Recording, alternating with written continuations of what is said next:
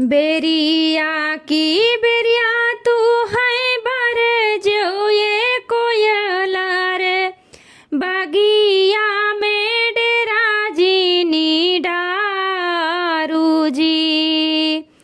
बेरिया की बेरिया तू है बर जो ये कोयला रे बगिया में डेरा जीनी डारू जी। एक दिन है कोयलार जुलमी सी करिया लई जई है पिजड़ा फसाई जी। एक दिन है कोयलार जुलमी सी करिया लई जई है पिजड़ा फसाई जी। बेरिया की बेरिया तू है बर जो ये कोयला रे बगिया में डेरा जीनी डारू जी।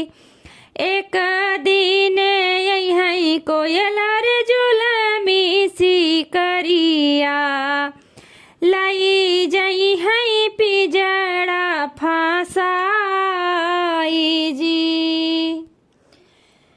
बेरिया की बेरिया तू है बर जो ये बेटी दूरी खेलन जीनी जाऊ जी। बेरिया की बेरिया तू है बर जो ये बेटी दूरी खेलन जीनी जाऊ जी।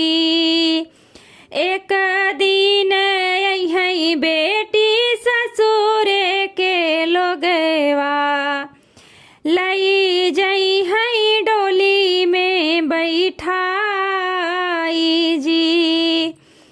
एक दिन है बेटी ससुर के लोगवा लई जई है डोली माँ बैठाई जी। एक दिन है बेटी ससुर के लोगवा लई जई है डोली माँ बैठाई जी। दुआरा पे बाबू रोई है अंगने में मैया डोलिया पकड़ी बीरन भाई जी। दुआरा पे बाबू रोई है अंगने में मैया डोलिया पकड़ी बीरन भाई जी। बहिया पकड़ी रोई है सखिया सहेलिया गलिया जे सुनी होई जाए जी। बहिया पकड़ी रोई है सखिया सहेलिया गलिया जे सुनी होई जाए जी। जाई के डोलिया ससुर घरे रुकी है गलिया होई है गुलजार जी।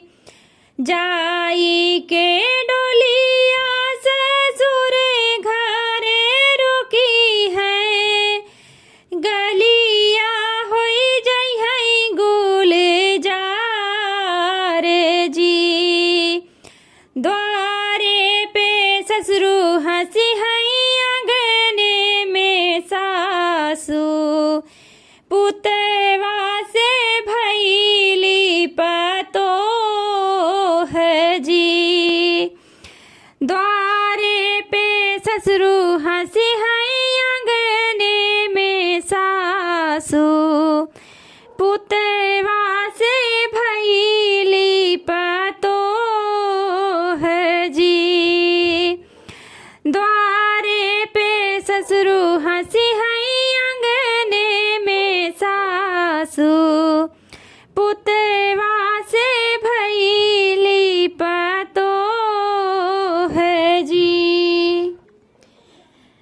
बेरिया की बेरिया तो है बर जो ये कोयला रे बागिया माडेरा जीनी डारू जी